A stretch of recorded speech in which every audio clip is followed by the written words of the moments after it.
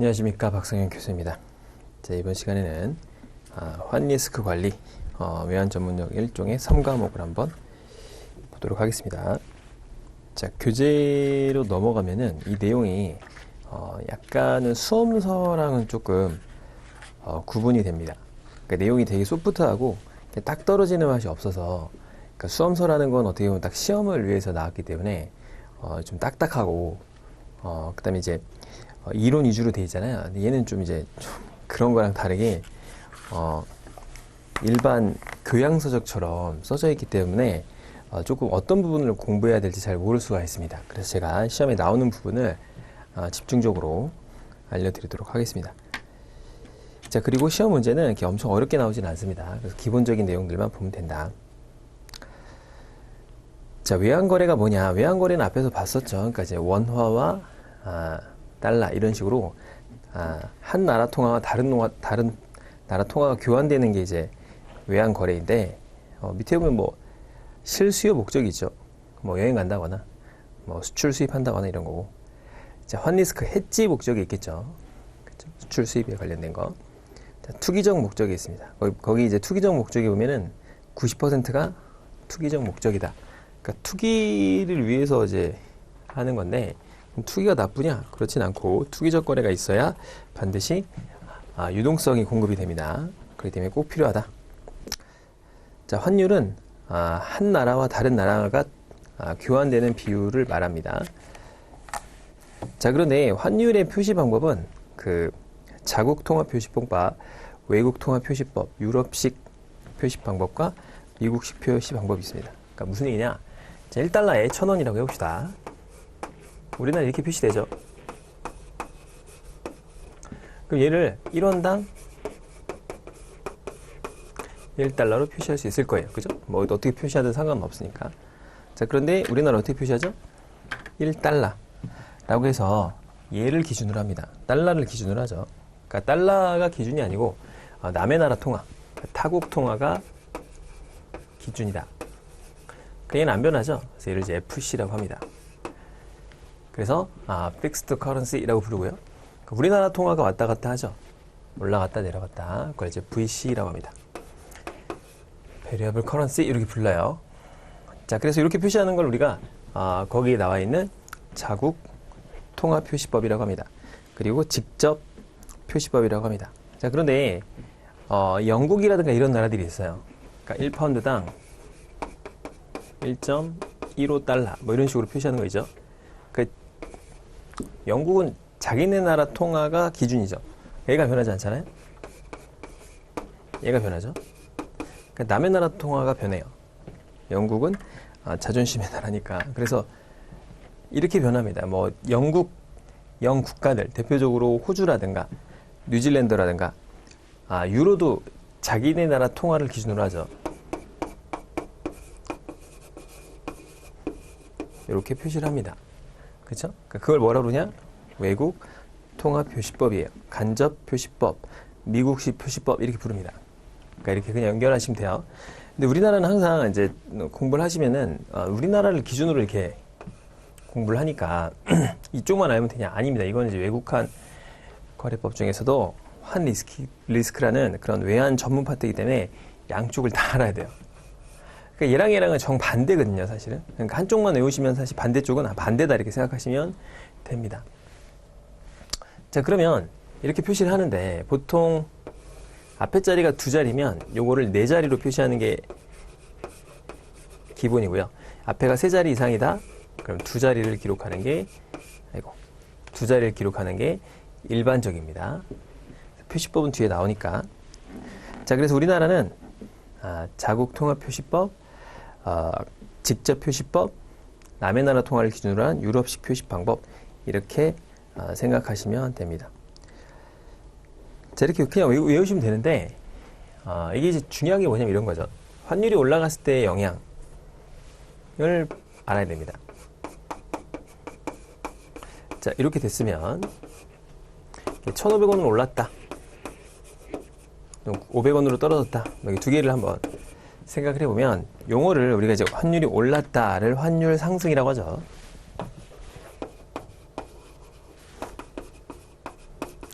자, 그런데 얘는 미국 달러 입장에서는 기존에 1,000원짜리 먹다가 이제 1,500원을 먹기 때문에 달러가 원화 대비 가치가 올라간 거죠.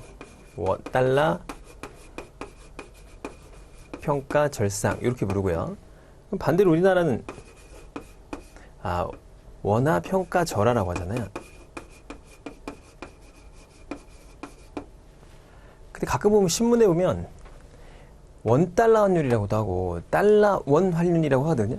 근데 원래 이제 뒤에 게 기준통화라서 원달러 환율이 맞는데 그냥 막 씁니다. 상관없어요. 의미가 없어요. 그냥 원달러나 달러 원이나 그냥 아무렇게나 쓴다. 자, 근데 우리는 이제 남의 나라 통화 기준이다 라고 생각을 하고 이렇게 봐야 됩니다. 그러니까 원하는 평가절하다. 자, 얘는 환율 하락이라고 하고, 반대로 달러는 평가 절하가 되고 원화는 평가 절상이 되겠죠. 자, 그러니까 환율이 올라가게 되면 우리나라 물건이 싸지는 거죠. 그러니까 수출이 증가, 상대적으로 남의 나라 그 물건값이 비싸지기 때문에, 달러로 사는 물건값이 비싸지기 때문에 수입이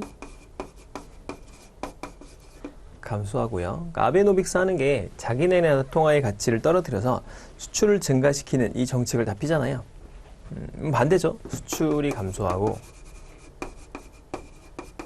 그러니까 우리나라 원화 가치가 높아지니까 수입이 증가하겠죠. 그래서 그 노무현 정부 때 한 850원 했거든요, 이게. 그러니까 미국 막 가는 거죠. 싸니까. 엔화가 싸지면은 일본에 많이 가는 거고요. 엔화가 비싸면 일본 애들이 우리나라에 많이 오는 거예요. 이게 뭐 여행이라는 건 싼 국가로 많이 가거든요. 일본 가면 우리나라보다 싼 느낌이잖아요. 그냥 가는 거죠. 그렇죠. 그래서 요즘에 부자들이 국내 여행 가고 가난한 사람들이 외국 여행 간다는 말이 우리나라 통화가 상대적으로 가치가 높기 때문에 그렇죠. 자, 그렇다. 그 다음에 뭐 빅맥 지수라는 게 있잖아요. 뒤에 나오는데, 그러니까 환율을 생각했을 때, 그러니까 우리나라의 통화 가치로 햄버거 똑같은 거 빅맥을 먹을 수 있느냐. 그러니까 우리나라가 한 3.88달러 정도 되고요. 엔화로, 그러니까 일본 같은 데 가면 3.83달러입니다. 대만은 2달러예요. 그러니까 엄청나게 싼 거죠. 그러니까 우리나라가 비싸다. 우리나라 비싸죠. 물가도 많이 오르고. 자, 환율이 있으면 그러니까 이제 표시법은 봤어요. 이거 이제 보는데 그럼 반대겠죠. 유로화를 기준으로 했으면 다 반대겠죠. 1유로당 1.1548 달러다. 그럼 올라가면은 환율이 상승한 거고, 얘 통화 가치가 올라가는 거고, 얘 통화 가치 떨어지는 거예요. 반대이기 때문에. 그러니까 항상 이쪽이 자국 통화 가치가 올라가면 올라가게 되겠죠. 그러니까 생각을 해보세요. 이게 반대다 이렇게 생각해서 스스로 좀 생각을 해보시면 좋을 것 같아요. 자, 그 다음에 이 매매 기준율이라는 게 있는데, 은행들이 되게 많잖아요. 우리나라에 시중은행이. 그럼 시중은행이 아침에 딱 시작했을 때의 기준이 되는 환율, 그러니까 그걸 가지고 이제 딜러들이 사고 팔 거 아닙니까? 그 매매 기준율은 전 은행이 다 동일합니다. 그럼 이제 그 딜러들이 이 매매 기준율을 기준으로 해서 사고 팔고 하면서 환율이 변동하게 되는데, 이 매매 기준율은 뭐냐? 전날에 거래했던 전체 거래 금액을 환율로 환산한 거예요. 그래서 가중평균 환율입니다. 그걸 기준으로 은행은 매입률과 매도율을 정하죠. 그러니까 비드와 오펄라고도 하고요. 오펄트라고도 하고 에스크라고도 합니다. 이 종류를 세 가지로 불러요. 그러니까 우리는 그냥 오퍼라고 하겠습니다. 오퍼드 레이트가 있겠죠. 그럼 이쪽이 매입률이고 이쪽이 매도율인데 이렇게 부르지 않습니까? 이 기준이 뭐죠? 뭘 사는 거예요? 누가 사는 거예요? 은행 기준입니다. 은행을 기준으로 해서 은행이 살 때, 은행이 팔 때죠. 그럼 항상 매도율이 높겠죠? 왜냐? 은행은 싸게 사서 비싸게 팔 때니까. 근데 이제 그렇게 생각할 수가 있어요. 아니, 그럼 은행끼리 거래하면 도대체 이 환율은 은행 환율이야?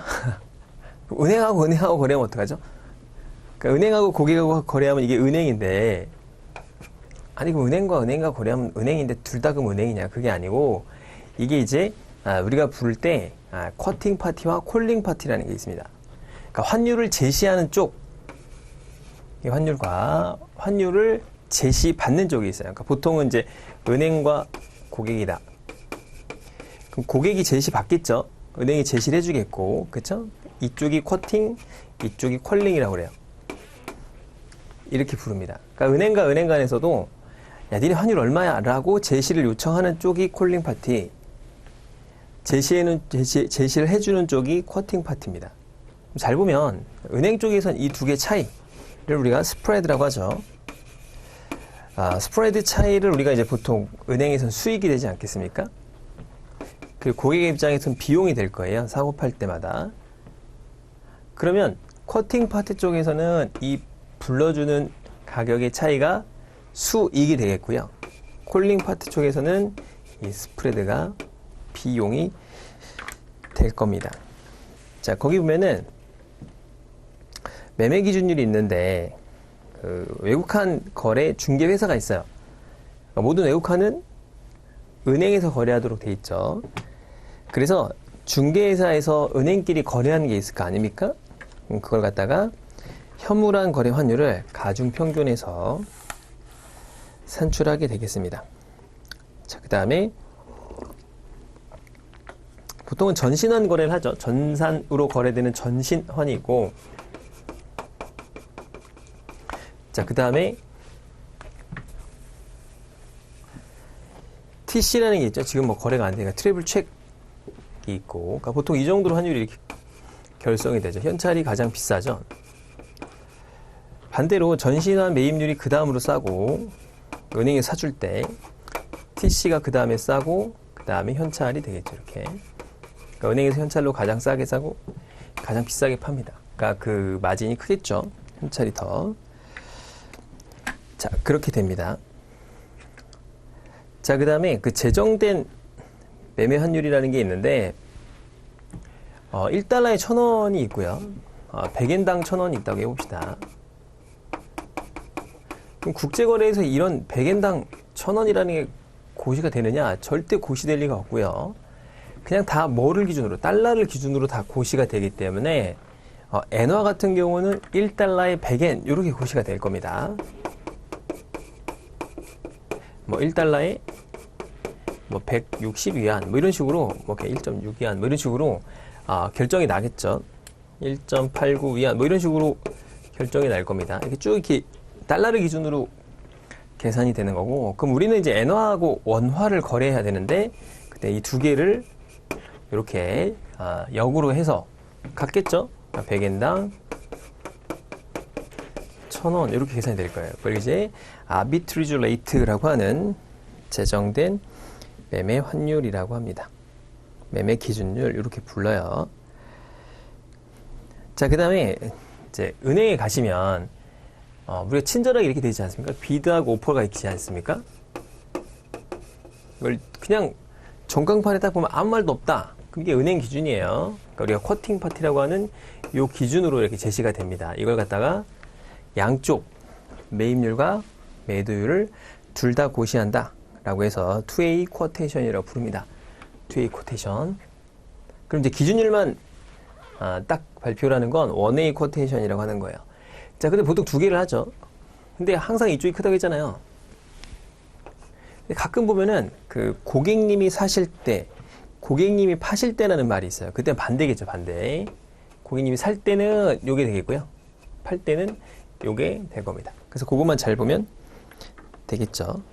자, 그러면 항상 우리나라는 남의 나라 통화가 뭐다? 픽스드 커런시. 우리나라 통화가 베리어블 커런시가 됩니다. 자, 그런데 앞에서 말한 파운드라든가 그 다음에 유로화 같은 거는 누가 기준이죠? 지네 나라가 기준이잖아요. 그러니까 거기가 FC가 되는 거예요. FC. 그래서 거의 뭐 FC가 무슨 풋볼 클럽이냐 그런 거 좀 약간 농담이 많죠. 자, 넘어가서 외환 딜러들 사이에는 원달러가 아니라 달러 원이 된다. 근데 미국 달러는 USD 원화 이렇게 되는데 왜 이렇게 하냐? 아무렇게나 표시한다. 이렇게 된 거죠. 그래서 왼쪽에 있는 통화가 FC고 오른쪽에 있는 통화가 VC입니다. 자, 이렇게 쓰기로 했다. 약속을 했다. 그래서 이제 가보시면은 USD N, USD 스위스 프랑 이런 식으로 되는 거예요. 근데 이제 GBP를 보면 그러니까 여기 이제 파운드죠. 파운드가 앞에 있고 USD가 뒤에 있죠. 이렇게 표시한다. 자, 밑에 보면 트레이 쿼테이션이라고 있는데 은행은 고객이 한 나라 통화를 사거나 팔 때 돼 있는데 거기 뭐라고 써 있죠? 콜링 파티라고 돼 있습니다. 8페이지에. 자, 은행은 쿼팅 파티라고 돼 있죠. 그러니까 제시하는 쪽이 쿼팅 파티예요. 제시 받는 쪽이 콜링 파트입니다. 그러니까 제시하는 쪽이 수익이죠. 은행이 수익이잖아요. 받는 쪽은 스프레드가 비용이에요. 그 얘기가 여기 나온 겁니다. 자, 그러면 우리가 1달러당 거기 보면 표시할 때 109.21, 109.25라고 돼 있죠. 현찰이 이렇게 돼 있잖아요. 여기 두 자리를 고셔야 하거든요. 그쵸? 그럼 이게 뭐 109.21의 25가 무슨 뜻이에요? 요게 은행에서 사줄 때 21원에 사주고 팔 때 25에 산다. 0.04가 은행의 마진이 되겠죠. 그거는 쿼팅 쪽에서는 마진이고요. 콜링 쪽에서는 비용이 되는 겁니다. 자, 그 다음에 9페이지로 가면 현물환 거래는 원래 이제 자, 여기까지가 현물환이고요. 여기부터 선물환이 됩니다. 자, 통화 선물 있잖아요. 통화 선물이라는 이름은 우리나라에 있는 장내 거래를 말하는 거고요. 장외 거래를 선물환이라고 합니다. 원래 선도 거래라고 하지 않는 거죠. 선도 거래라고 하면 이제 굉장히 큰일 납니다. 우리가 이제 용어를 배우는 이유는 이거 선도 거래 아니 통화 선도 거래 그런 말 없습니다. 그런 건 굉장히 무식한 거예요. 선물환 거래라고 해요. 장외 거래를. 그러니까 여기까지가 이제 보통 거래라고 했고 통화의 일반 결제 거래가 T 플러스 2영업 이게 스팟 데이트라고 부르고요. 요게 밸류 투말로우, 밸류 투데이, 밸류 투말로우, 밸류 스팟 이렇게 부릅니다. 그럼 일반적인 거래는 이때고요. 보통 국제거래에서 고시되는 환율은 스팟 레이트가 됩니다. 그럼 여러분들이 현찰을 거래하려면 지금 거래하잖아요. 지금 당장 거래할 거 아닙니까?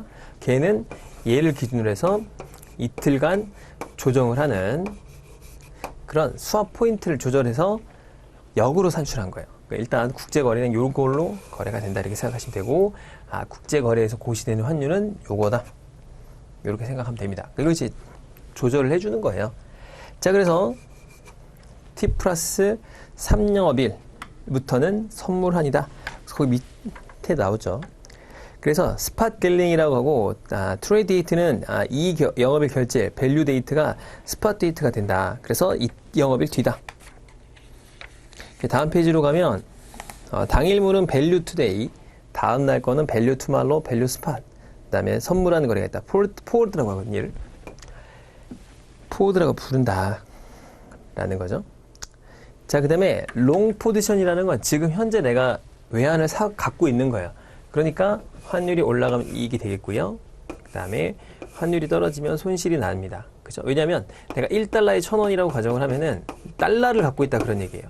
그러니까 위로 올라가면 강세잖아요, 달러가. 그러니까 이익이 생기는 거고 떨어지면 하락이 됩니다. 그러니까 이게 반대면 또 반대겠죠. 그러니까 여러분들은 항상 정방향으로만 일단 이해하시면 됩니다. 그러니까 우리나라를 기준으로 한 직접 표시법으로 생각을 하시고 접근하시면 됩니다.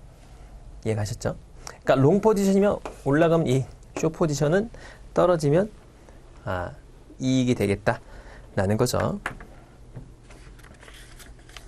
자, 스퀘어는 뭐죠? 매입과 매도의 비중이 똑같은 겁니다. 그래서 외화 표시 자산과 부채가 똑같은 거다.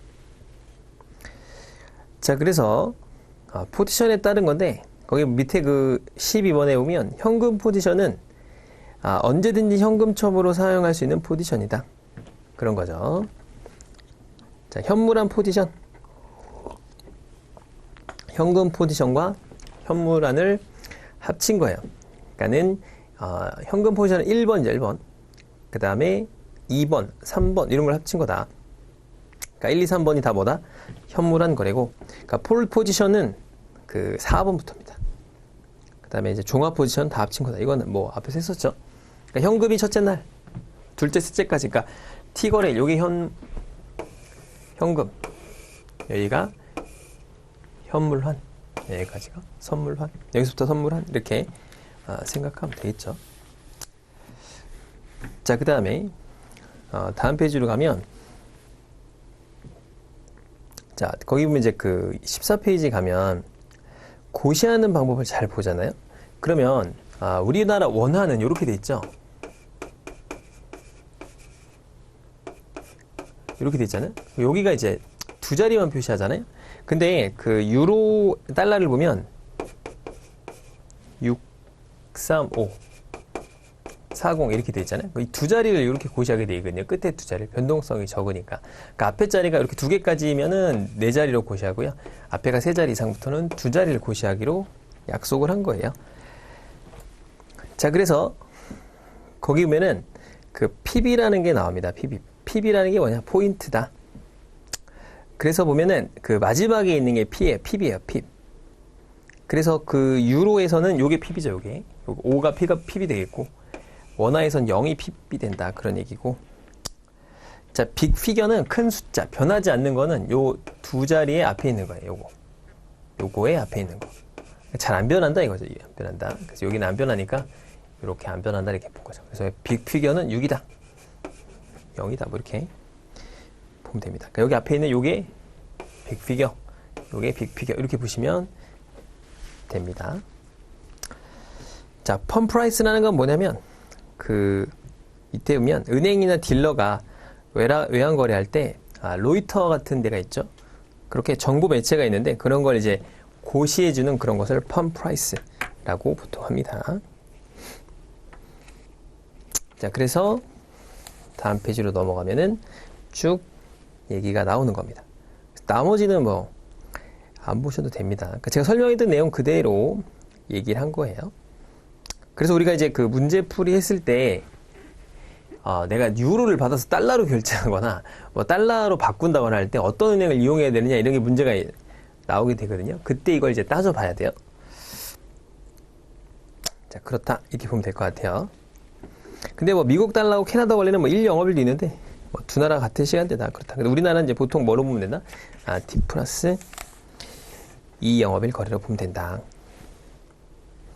18페이지로 가면 외환위 왜 발생하죠? 당연히 수출입 이용되고요. 이전 거래 뭐 돈 주는 거죠. 뭐 할아버지 할머니한테 생일 선물로 보내주거나 뭐 이런 거를 말하는 거고, 뭐 투기적 거래가 나오죠. 19페이지에. 그러니까 투기적 거래 90%라고 했잖아요. 예전에 조지 소로스가 1992년도에 파운드에다가 이렇게 베팅을 해가지고 돈을 많이 번 적이 있었죠. 그러니까 영국 파운드화가 너무 고평가돼 있다. 그래서 파운드화를 매도하고 다른 통화를 매수하면서 어마어마하게 수익이 났던 그런 얘기가 있죠. 자, 말레이시아 1997년도 IMF 우리나라도 그때 IMF 때 굉장히 심각했었죠. 그러니까 그게 우리나라만 있었던 건 아니고요. 뭐 아시아 금융위기라고 하죠. 자, 넘어가서 자, 외환은 거래를 하잖아요. 그러니까 시장이 있어야 되겠죠. 그걸 외환시장이라고 하는데 선물 거래소나 외환 브로커를 통해서 거래하거나 은행들 사이에 직접 거래합니다. 자, 밑에 외환시장의 특징 이거 시험에 잘 나옵니다. 첫째, 범세계적 시장. 그러니까 전 세계에서 다 들어와서 전 세계에서 거래를 합니다. 왜냐면 우리가 이제 말레이시아 링기트화도 필요할 때가 있고 베트남 동도 필요하고 뭐 할 거 아닙니까? 그럼 거래를 해야겠죠. 자, 24시간 시장입니다. 그래서 뉴질랜드를 기점으로 해서 쭉 돌아와서 거래를 하는데 24시간 돌아가요. 근데 주말은 쉽니다. 얘네도. 비트코인은 1년 365일 열잖아요. 근데 얘는 24시간 월요일부터 금요일까지만 열어요. 그래서 FX 마진 거래 같은 거 해보시면은 FX 마진 거래가 뭐냐? Foreign Exchange 차익 거래를 말하는 거거든요. 샀다 팔았다는 거예요. 그냥 외환을. 그런 시장이 있는데 증권회사에 가면 있습니다. 그럼 그거 할 때 보면은 24시간 동안 할 수 있어서 이거 하는 분들은 잠을 못 자요. 그리고 맨날 그냥 눈 벌겋게 떠가지고 거래하고 그렇죠. 비트코인 하시는 분들 막 1년 360을 맨날 하잖아요. 비슷합니다. 잠도 못 자고 막 그런 것처럼 하루에 막 3시간, 막 4시간씩 자고 거래하죠. 자, 오버 더 카운터 장외 시장이다. 장내 거래는 거의 없다고 보면 되고요. 다 장외 거래죠. 달러가 기준이죠, 항상. 제로섬이죠. 누군가 이기면 누군가 져요. 100% 지는 게임이죠. 그래서 수익과 이익이 0이다. 22페이지. 그 외환시장에 참가하는 사람은 기업과 개인. 자, 은행이 있겠고, 중앙은행도 은행하고 거래하죠. 그러니까 브로커가 있겠고, 투기장이 있겠고, 환전상이 있다. 이건 뭐 중요한 건 아니고요. 자, 외환시장은 두 나라의 통화가 거래되는 시장이고요. 자금시장은 한 나라의 자금이 거래되는 거예요. 그러니까 외환시장은 뭐가 중요하죠? 가격이 환율이죠, 환율. 그 다음에 자금시장은 이자율이 됩니다, 이자율. 자, 그래서 국내 외환시장과 국제 외환시장이 있는데, 자, 거기면 국내 외환시장은 9시부터 15시 30분까지인데 국제는 24시간 거래된다고 아까 했잖아요. 자, 보통 밸류 스팟 거래를 하고요. 상한가, 하한가가 없습니다. 그래서 뭐 하루에 막 그 예전에 멕시코 같은 경우에 멕시코도 이제 여러 번 IMF의 구제 금융을 받았잖아요. 근데 구제 금융을 받았어요. 받았는데 갑자기 선거 자금으로 쓰니까 IMF에서 돈 못 주겠다 그래갖고 하루에 75% 정도 가치가 떨어진 적이 있거든요. 그러니까 우리나라 물건이 2배가 되는 거예요. 물건값이. 그냥 짜장면이 5,000원인데 갑자기 다음 나라더니 10,000원에 팔고 있고 막 그런 일이 생겼는데 상한가, 하한가가 없죠. 우리나라도 환율이 막 1,000원대가 막 1,900원 되고 막 그러잖아요. 하루 만에. 그런 적이 있죠. 우리나라도. 자, 그 다음에 거래 단위 100만 달러, 100만 달러입니다. 그 다음에 CNH 같은 경우는 100만 달러다. 참가자는 뭐 은행, 외국은행, 종금사, 증권사 이렇게 되고요. 브로커를 보통 경유하게 됩니다.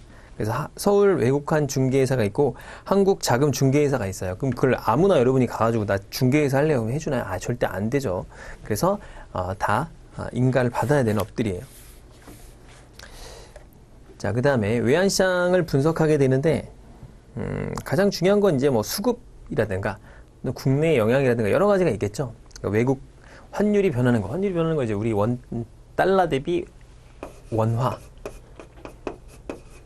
여기 얼마나 변하냐, 또는 엔화 대비 얼마나 변하냐, 달러 대비 엔화가 얼마나 변하냐, 뭐 이런 거를 기준으로 이제 생각을 하는 거죠. 중요한 거, 뭐 선진국 통화 중요하죠. 선진국에서 뭐 금리 올리고 뭐 이러면 또 환율이 올라가고 뭐 이런 거겠죠.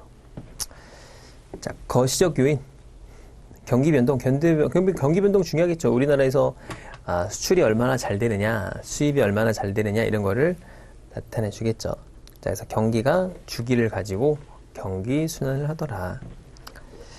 자, 그래서 다른 요인과 함께 같이 봐라. 다음 페이지. 투자 자금은 수익을 따라 움직이겠죠. 그래서 뭐 금리가 낮은 쪽에서 높은 쪽으로 흔다거나 전평가된 고평가된 자산에서 저평가된 자산으로 흘러 들어가는 이런 원리를 활용하는 거죠. 자, 정부 정책, 환율의 정책은 거기 보면 중앙은행이 거기 나오죠. 개입으로 이루어진다. 개입이란 말을 쓰진 않죠. 우리나라도 intervention이라는 단어를 절대 쓰지 않습니다. 중앙은행이 개입을 했다고 가는 환율 조작국이 되죠. 그러니까 우리나라 지금도 맨날 환율 조작국 대상, 점검 대상 맨날 뜨잖아요. 미국에서. 일본은 빼주고 왜 우리는 안 빼주는지 모르겠어요.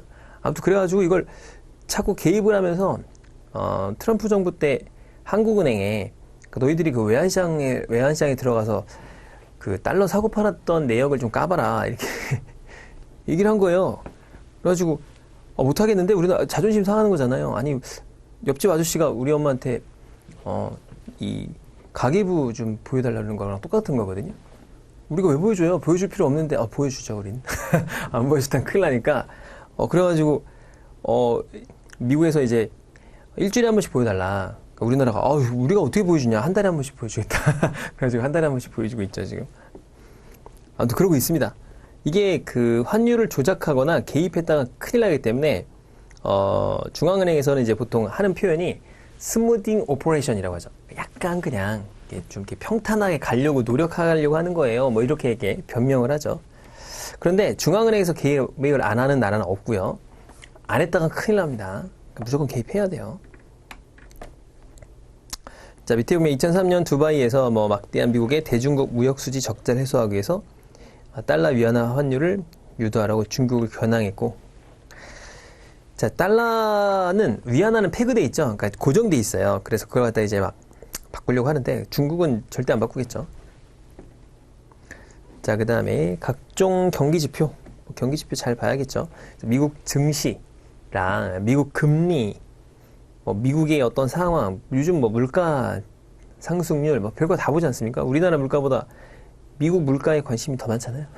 미국 금리가 더 중요하고, 그렇죠? 자, 그 다음에 GDP가 증가하면 당연히 우리나라의 화폐 가치가 증가하기 때문에, 화폐 가치가 커지기 때문에 환율이 하락할 확률이 높아지겠죠. 자, 그렇다. 자, 그 다음에 무역 수지, 물가 변동 이렇게 있는데, 여기 이제 환율의 변동에 대해서 보는 거니까 29페이지부터는 다음 시간에 보도록 합시다. 수고 많으셨습니다.